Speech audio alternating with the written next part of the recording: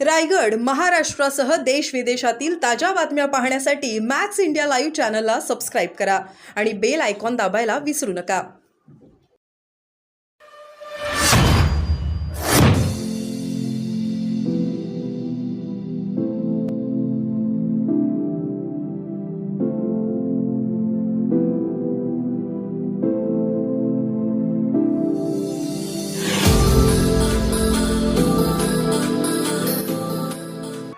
विधान परिषदेच्या सभागृहात काम केलेलं आहे. आज नव्याने शपथ घेतलेली आहे. देवेंद्र फडणवीस यांनी तुम्हाला ही संधी दिलेली आहे. निश्चितच मी आज दुसऱ्यांदा विधान परिषद सदस्य म्हणून शपथ घेतली आहे आणि पुढेही मागील 6 वर्ष ज्या प्रकारे शेतकऱ्यांचे, ओबीसींचे आणि महाराष्ट्रातील विविध भागातील समस्या, विशेष करून विदर्भ आणि भंडारा आणि गोंदिया जिल्ह्याच्या, नागपूर जिल्ह्याच्या या समस्या इथे मांडल्या आणि अनेक लोकांना न्याय मिळवून दिलं, तेच काम मी पुढच्या 6 वर्षही करणार आहे. मी या माध्यमातून माझे नेते माननीय देवेंद्रजी फडणवीस साहेब यांचा आभार मानतो. आमचे प्रदेश अध्यक्ष चंद्रशेखर बावनकुळे साहेब, आपल्या देशाचे पंतप्रधान सन्माननीय नरेंद्रजी मोदी, आमचे राष्ट्रीय अध्यक्ष जे.पी. नड्डाजी, अमित शहा साहेब आणि सर्व भारतीय जनता पार्टीचे सर्व नेते आणि पदाधिकाऱ्यांचा आभार मानतो.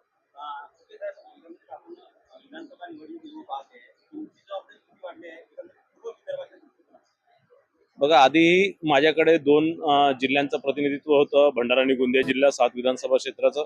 पण निश्चितच जी जबाबदारी पक्ष देणार ते मी इमानदारीने आणि मेहनतीने ते पार पाडणार.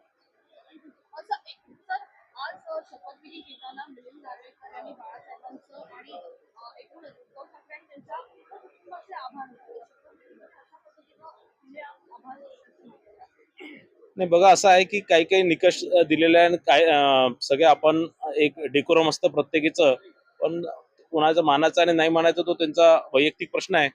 मला असं वाटतं त्यांनी ते नाही केलं, मला त्याचं ठाऊक नाही एवढं. विधान परिषदेचे उपसभापती नीलम गोऱ्हे यांनी ऑब्जेक्शन घेतलं नाही या संदर्भात कसं पाहता? नाही, मला असं वाटतं की ते प्रत्येकाचा वैयक्तिक विषय आहे आणि मला वाटतं की ते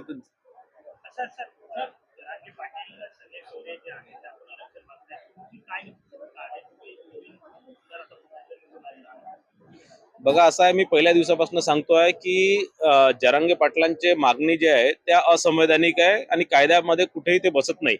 आणि राज्य सरकारने, केंद्र सरकारने, कोणत्याही पक्षाचं सरकार जरांगे पाटलांचं ज्या मागण्या आहेत ते पूर्ण करू शकणार नाही.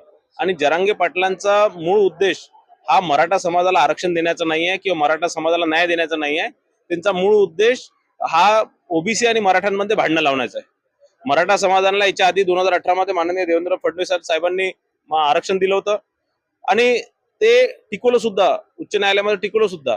पण त्यानंतर आमची सरकार नव्हती आणि मग महाविकास आघाडीतील सर्व नेत्यांमुळे, नेत्यांच्या चुकीच्या धोरणामुळे ते आरक्षण सुप्रीम कोर्टामध्ये टिकलं नाही.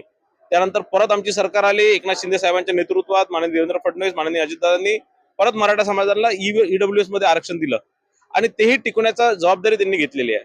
पण या प्रकारच्या मागण्या करून आणि ज्या संविधानाच्या विरोधात आहे अशा मागण्या करून जरांगे पाटील एक महाराष्ट्रामध्ये ओबीसी आणि मराठा यांच्यामध्ये भांडण लावण्याचं काम करतात.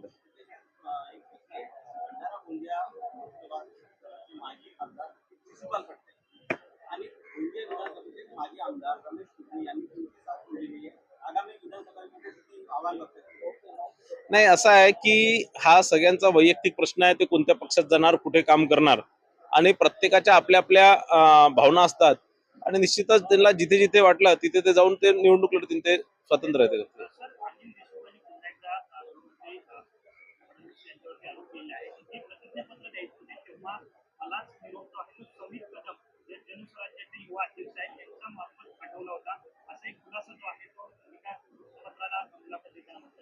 बघा, असं आहे की अनिल देशमुखजी हे जे आरोप करतात मागच्या 7-8 दिवसापासून, ते नुसतं देवेंद्र फडणवीसजींवर नाही तर या राज्याच्या आणि देशाच्या सरकारांवर करतात आहे, ईडी सीबीआयवर करतात आहे, पण त्यासोबतच या देशाच्या ज्युडिशरीवरही करतात आहे.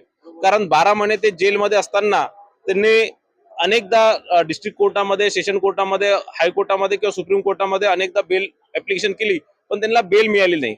आणि आज जे त्यांना मागे जे बेल मिळाली 1 वर्ष आधी, 12 महिने ते जेलमध्ये राहिल्यानंतर, ती मेडिकल ग्राउंड्सवर मिळालेली आहे. आणि मेडिकल ग्राउंड्सवर मिळालेली बेल आज जर ते या प्रकारचे फिरतात, आपण निवडणुकीमध्ये बघितलं ते फिरतात आहे, माझी या माध्यमातून मागणी आहे की त्यांची बेल ती मेडिकल ग्राउंड मध्ये मिळालेली बेल रद्द करावी आणि त्यांना परत जेलमध्ये पाठवावं.